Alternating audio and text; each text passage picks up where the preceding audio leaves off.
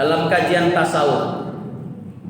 Contoh dalam hadis yang lain, Allah akan memberikan dunia kepada siapa saja yang Dia kehendaki. Tapi Allah akan memberikan agama kepada siapa saja yang Dia ridhoi. Beda ya. Kalau dunia kalimatnya kepada siapa saja yang Dia kehendaki. Kalau udah namanya kehendak Allah, ya siapa saja, baik yang muslim maupun yang kafir. Bahkan kalau cerita dunia, lebih banyak Allah kasih jatah yang lebih kepada orang kafir ketimbang yang muslim. Betul nggak Pak? Itu cerita dunia, baik yang taat maupun yang ahli maksiat. Maka Bapak jangan heran, dia nggak pernah taat, nggak pernah sholat, malah kerjanya maksiat, tapi kok kehidupannya semakin mewah, karirnya semakin meningkat. Ya, memang kehendak Allah, Allah ingin kasih dia seperti itu.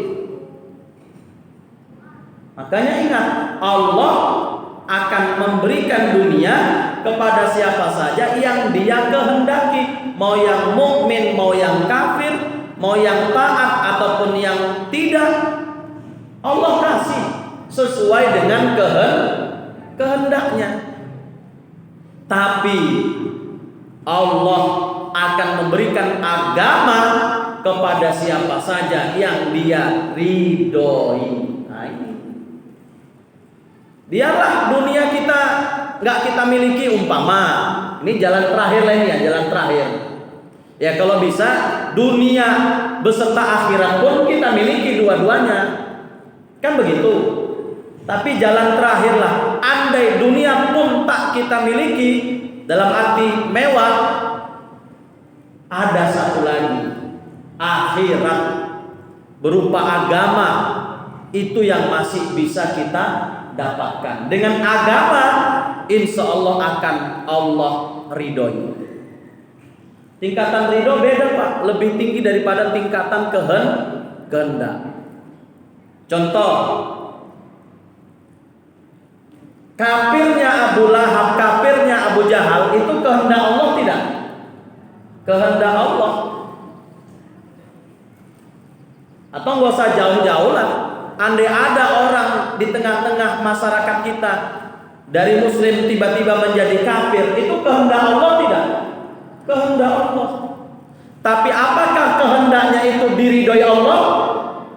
Tidak. Dalam Quran disebutkan wala yardo bi ibadihil kufur. Allah tidak ridho terhadap hambanya yang kufur, yang kafir. Kekafiran itu tidak diridhoi Allah, walaupun itu kehendaknya. Ini masuk kepada bab tauhid. Hingga ada orang melakukan maksiat, kalau kita tarik ke dalam kajian tauhid, apakah dia melakukan itu juga kehendak Allah? Iya. Tapi apakah Allah ridho? Tidak. Nah, di situ bedanya. Bapak malam ini datang ke masjid dengarkan kajian, apakah ini kehendak Allah? Iya. Apakah Allah juga ridho? Pasti. Dua kita dapatkan. Jadi beda kehendak dengan ridho. Nah. Kemudian cerita antara dunia dan agama tadi. Imam Hasan Al-Basri pernah bilang begini, jika Anda kalah dalam hal duniamu dengan tetanggamu, dengan kawanmu, kalahkan dia dalam hal akhiratnya. Kalahkan dia dalam hal urusan agamanya. Itu pesan Imam Hasan Al-Basri. Contoh, dalam hal dunia sama tetangga kita kalah kita, Bu. Tetangga punya mobil, kita cuman kereta, kan kalah. Tetangga di rumah pakai AC, kita cuman kipas angin itu pun yang begitu ditokok baru musik. Ini kontak lagi. Sorry, yang kipas anginnya kayak gitu. Nah, apalagi tetangga kulkasnya 2 pintu, kita 1 pintu. Tetangga TV-nya udah lengket di dinding LED 40 inci, kita masih 21 inci yang tabung. Itu pun ditokok dulu baru hidup. Begitu nongol gambarnya, kepala penyiarnya mereng-mereng ya. Begitu nonton bola, awak pikir gol, rupanya belok di sana. Sorry ya, yang TV-nya kayak gitu. Kalah lah pokoknya. Tapi kata Imam Al-Hasan Al-Basri, biarpun Anda kalah dalam hal dunia terhadap tetangga Anda, kawan Anda, kalahkan dia dalam urusan agamanya. Kalahkan dia dalam urusan akhiratnya. Biar dia punya itu semua, tapi insya Allah aku udah bisa istiqomah selalu ke masjid berjamaah. Dia tuh tengok cuman Jumat. Biar dia punya itu semua, punya mobil, punya ini, ya nggak apa-apa. Tapi aku udah bisa hatam Quran tiap bulan 1 kali. Wah, itu. Maka dalam kitab yang lain saya baca, jangan jadikan penyebab bahagia itu hanya karena faktor dunia saja, tapi jadikan penyebab bahagia yang sesungguhnya adalah karena faktor ibadah. Biarlah hidupku kayak gini, tapi alhamdulillah anak-anakku sholatnya udah istiqomah 5 waktu. Biarlah kehidupan duniaku kayak gini, tapi alhamdulillah apa contohnya?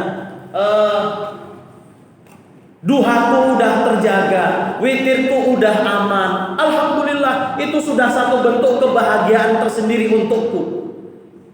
Jangan hanya faktor dunia yang menjadikan kita bahagia saja Bapak Ibu, tapi jadikan sebab akhirat kita menjadi bahagia.